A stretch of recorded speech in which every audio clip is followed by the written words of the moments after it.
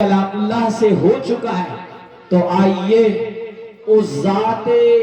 خیر الورا کا تذکرے خیر کر لیا جائے، اس ذات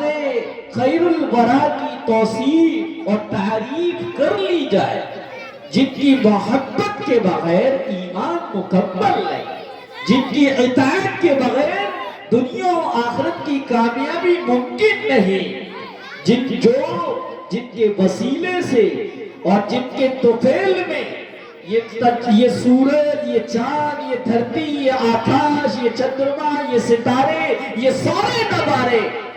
انہی کے وسیلے سے ہیں، انہی کے طفیل میں ہیں۔ وہ نہ ہوتے تو کچھ نہ ہوتا، وہ نہ ہوتے تو یہ جہاں نہ ہوتا، وہ نہ ہوتے تو یہ ستارے نہ ہوتے، وہ ہوئے تو پورا عالم کا وجود بخشا، جن سے میری مراد آپ سب سمجھ گئے ہوں گے، ہمارے دلوں میں بسنے والے ہیں۔ ہمارے نزدیک سب سے زیادہ محبوب اللہ کے بعد اگر کسی کا نمبر آتا ہے، کسی کا مقام اور مرتبہ ہے، تو وہ ہے امام الانبیاء، تاجدار مدینہ، سرکار دو عالم حضرت محمد مصطفیٰ صلی اللہ علیہ وسلم کی ذات گرامی۔ لیکن آپ کی تعریف میں پڑھی جانے والا جو منظوم کلام ہوتا ہے جسے ہم نعت کہتے ہیں، اس نعت کو پڑھتے وقت اور اس نعت کو سننے والے سنتے وقت کچھ آداب کا خیال رکھیں، اس لیے کہ بے حد ضروری ہے، کیونکہ اللہ کے رسول صلی اللہ علیہ وسلم کی جب نعت پڑھی جاتی ہے تو کچھ لوگوں کو اللہ کے رسول کی بد دعا ملتی ہے، تو کچھ لوگوں کو اللہ کے رسول کی دعا ملتی ہے۔ دعا کس کو ملتی ہے، بد دعا کس کو ملتی ہے، یہ سمجھنا ہے۔ اللہ کے رسول نے فرمایا رغم انف رجل ذکرت لہ، کہ اس آدمی کی ناک خاک آلود ہو، وہ آدمی مٹ جائے، مر جائے، برباد ہو جائے، تباہ ہو جائے، جس کے سامنے میرا نام لیا جائے فَلَمْ يُصَلِّ عَلَيْهِ، اور وہ مجھ پہ درود نہ پڑھے۔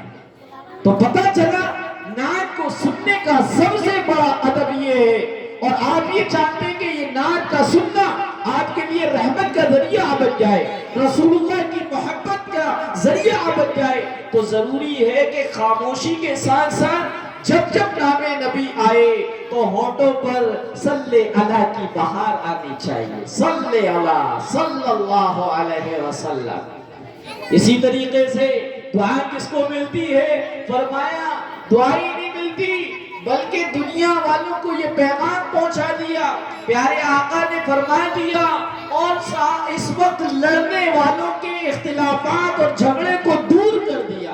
آپ کو میں ایک حدیث پڑھ کر بتا دینا چاہتا ہوں، سارا اختلاف ختم کرنا چاہتا ہوں۔ حدیث ہے من صلی علی عند قبری سمعتہ ومن صلی علی نائیا فقد ابلغتہ۔ پیارے آقا نے فرمایا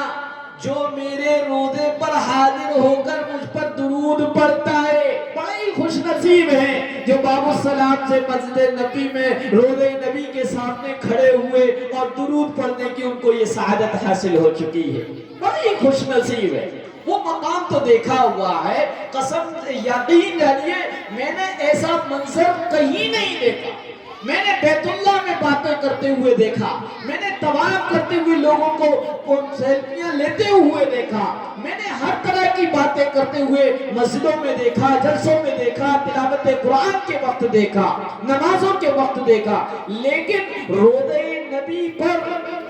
جو امتیوں کا ہجوم جاتا ہے، یقین جانیے کسی کے لب پر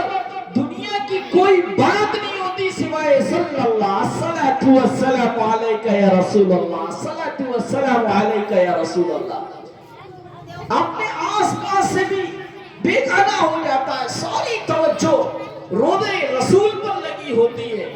نگاہیں روضے رسول پر ہوتی ہے، لبوں پر درود ہوتے ہیں۔ تو اللہ کے رسول نے فرمایا جو میری روضے پر حاضر ہو کر مجھ پر درود پڑھتا ہے تو سمیعتہ، میں اس کو سنتا ہوں، جواب دیتا ہوں۔ ومن صلی علیہ داعیا، اور جو مجھ سے دور مجھ پر درود پڑھتا ہے،